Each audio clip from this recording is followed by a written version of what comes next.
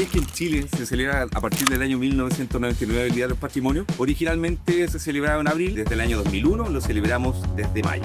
Esto gracias a nuestros grandes e imponentes patrimonios del legado minero, cultural y sobre todo natural. Una buena noticia para los machalines es que hace mucho tiempo somos capital del patrimonio y sobre todo el Día de los Patrimonios, destacando actividades, por ejemplo, como en la localidad de Coya. Estamos en el sector de la hacienda, donde se encuentra nuestro pueblito gastronómico. Aquí nos vamos a encontrar con Jaime Jiménez, él es un chef muy reconocido a nivel nacional, viene con una apuesta de rescate patrimonial a través de la gastronomía, tiene un trabajo muy interesante como por ejemplo el recetario Suber, del cual nos va a contar un poquito y los invitamos a tener esta muy linda conversación. Jaime, me quedé loco con el tema de la llanda. Mi viejo fue llandero, tenía 13 años, en Suber. Sabemos que eso en otra época, por supuesto, claro, y obviamente los campamentos mineros eran todos trabajaban ahí, todo estaba al servicio de la industria. ¿Cómo fue tu aproximamiento para este recetario que escribiste el libro Suber? Nosotros empezamos a trabajar hace 2 años atrás en un rescate patrimonial de la culinaria de Suber. Ya. Y desde ahí también nace el proyecto Pan y Chancho en virtud de lo que vimos en esa investigación culinaria. En donde, como tú dices, habían distintos personajes, no estaba solamente el minero, sino que también el rol que cumplía la mujer en la cocina era fundamental, porque básicamente terminaba por administrar los recursos que básicamente el minero llevaba. Y en esa investigación nos pudimos dar cuenta que no hubo una mistura dentro de las culturas culinarias, o sea, lo estadounidense, lo gringo, no se misturó con los chilenos. Y como el perfil del trabajador era chileno, netamente chileno, ¿cierto? Era de un quintil, podríamos decirlo, trabajador campesino. Claro. Ese era el minero, o sea, era el campesino que se convertía en el campo directamente. Por tanto, lo que comía el campesino era lo que comía el minero, ¿cachai? Porque era el mismo personaje que estaba en un contexto distinto. Y eso es loco, porque la culinaria chilena resiste al aislamiento, a la altura. Eso quiere decir, más allá de cuestión de paladar, yo creo que es porque como eran ambientes tan extremos, yo cacho que la comida chilena efectivamente te entrega esa fuerza, ¿no? Porque lo sabe nuestro amigo Arero. Claro, hay que ir complementándola y aparte que se va manejando con los recursos que hay. Porque en la cordillera también no se puede tener todos los mismos recursos. A lo mejor después ya en Suber después empezó a llegar más leche, que era abastecido por Perales, que era como la zona de la leche, las carnes, pero en su principio eran charcutería, que eran para que tenías como conservarse, menos mal que estaban en cordillera, pero no solamente en la cordillera en verano hay temperatura, entonces hay que tener una comida acorde más con los métodos de refrigeración que no existían en ese tiempo, entonces la charcutería era clave en la conservación de las carnes. Oye, pero los gringos no... Ahora, ojo. ¿Los gringos eran consumidores de comida chilena solo? Esa pregunta. No. Ya, perfecto. O sea, según los relatos, sí se consumía comida comunitariamente cuando había fiestas. Ya. Qué sé yo, Año Nuevo, Navidad, 18 de septiembre, 4 de julio, qué sé yo. Pero, por ejemplo, dependiendo de la vivienda, sí había refrigeración en alguna vivienda, ¿cierto? Porque estaban los trabajadores de menor, digamos...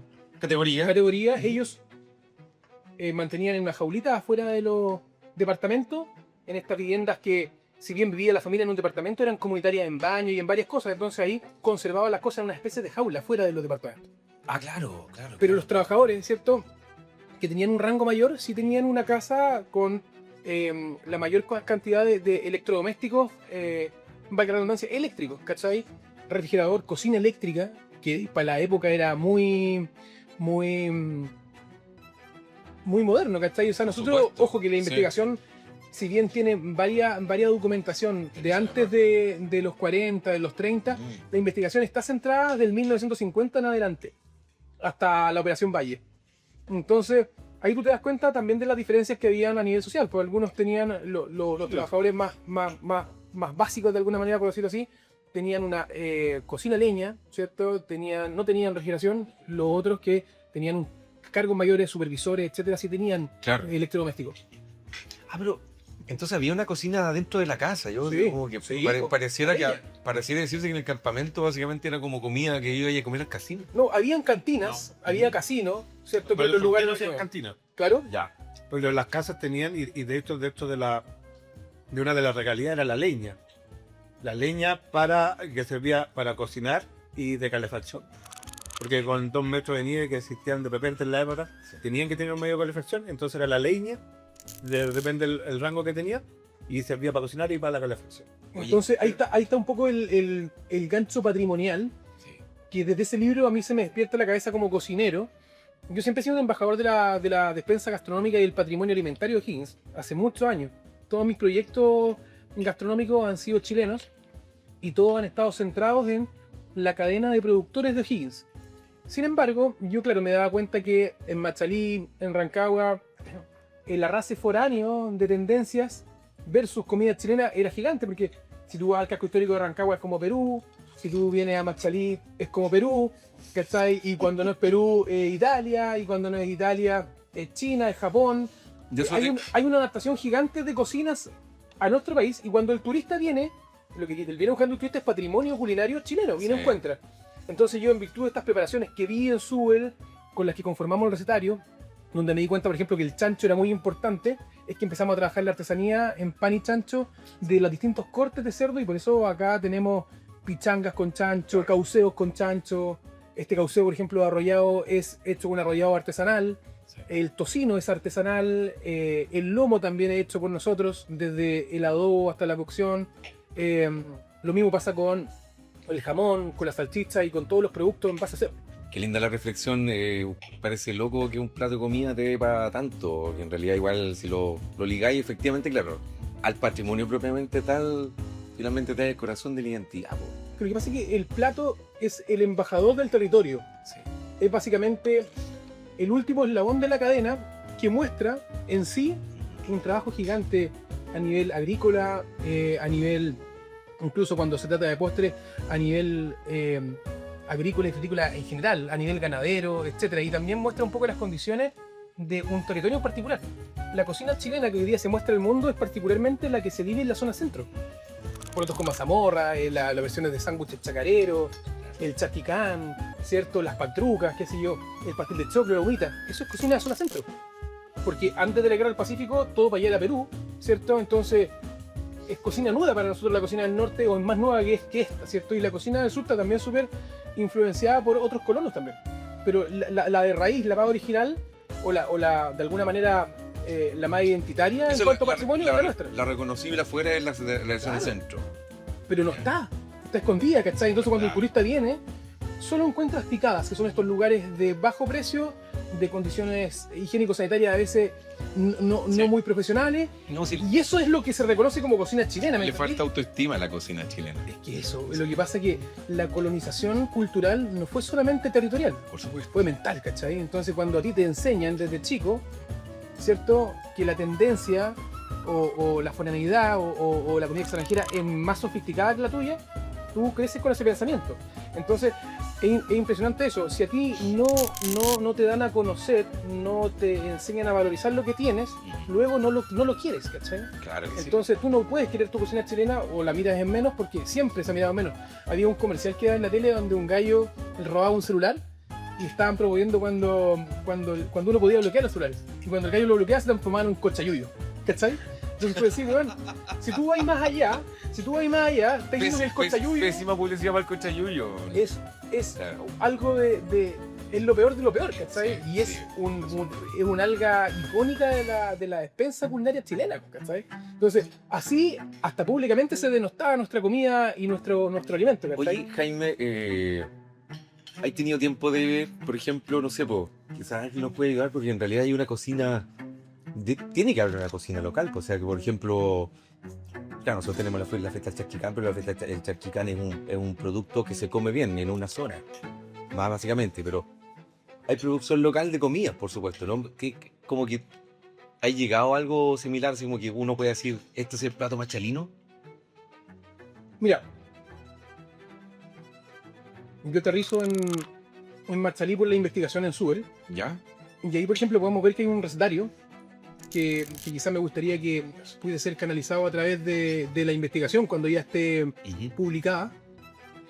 Pero ahí tú puedes ver que, por ejemplo, el consumo, una de las gracias de las potencias del patrimonio alimentario de la sexta región y del chileno, más que un plato en sí, es su diversidad.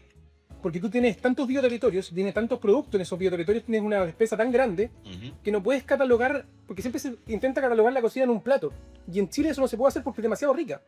Entonces acá tú, por ejemplo, tenés los cauceos, ¿cachai? Las pichangas, súper de la zona. O sea, todo esto se comía en Súbel. Las pantrucas, los caldos, las cazuelas, ¿cierto? Los arrebozados. Una categoría entera de sopas distintas. O sea, los territorios en general son una síntesis. Claro, de todas maneras, ¿cachai? Pero obviamente hay ciertos usos y costumbres culinarias que son comunes o transversales. Por ejemplo, el sofrito, que es el estructurador del sabor, ¿cierto? La condimentación, que está basada en 5 condimentos aproximadamente: orégano, ajicolor, comino, ajo en polvo, ¿cierto? Pimienta, o lo que te da la negrita también. La negrita se usaba mucho en Súbel. Entonces... ¿O el vino? Comino. El comino, claro. Entonces, si hay usos culinarios de estructuras de sabor, estructuras de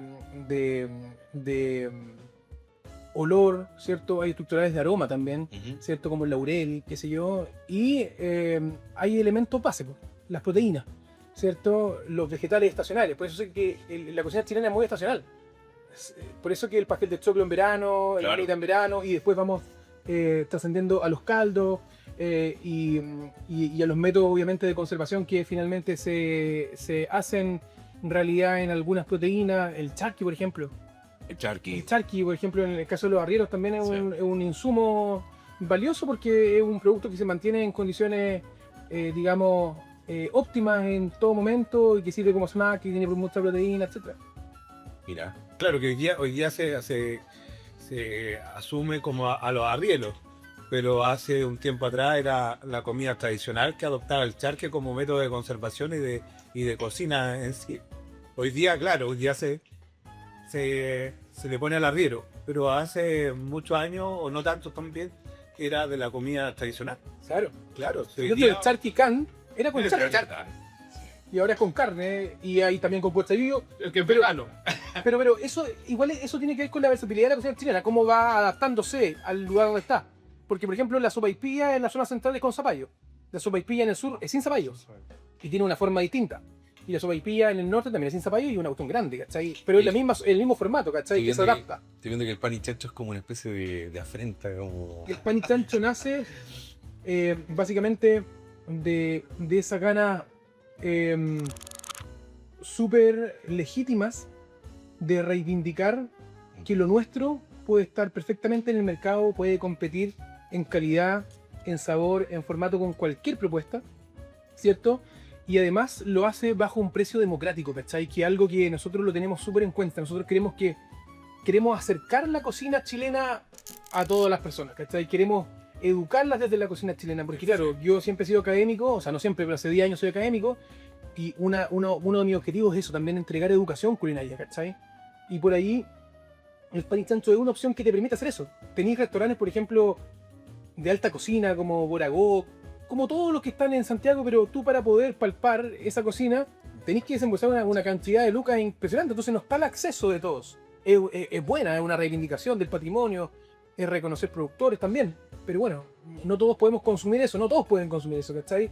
En cambio, pan y chancho es una opción de consumir patrimonio local, campesino, ¿cachai? Pero manufacturado de manera súper técnica, con normas higiénico-sanitarias óptimas, en un lugar que es muy lindo y muy representativo, ¿cachai? Para mí Machalí, por eso yo no quería, o sea, me gustaba también Rancagua, pero yo elegí Machalí por su cercanía a la investigación, por su cercanía, digamos, a las raíces más campesinas, Claro. que todavía se mantenían. Machalí sigue siendo, No, y de además hecho, todo está un en pueblo. el sector de la hacienda, que es como casi donde nació todo acá. Claro. De eso me podrías contar tú más, porque claro, yo quizás te puedo contar a ti de gastronomía, Sí. pero yo de Machalí, como te digo, es algo que he ido conociendo a poco, porque quedé encantado cuando hice esta investigación y quería, digamos, de alguna manera plasmar un proyecto chileno que viviera acá, que fuera accesible para todos, y que trabajara netamente con esta proteína que es icónica para la cocina chilena. Te invitamos a seguir viendo estas cápsulas que vamos a seguir haciendo desde el municipio para seguir abordando y relevando, poniendo en valor, por supuesto, todo nuestro atributo patrimonial, porque Machalí tiene mucho que mostrar.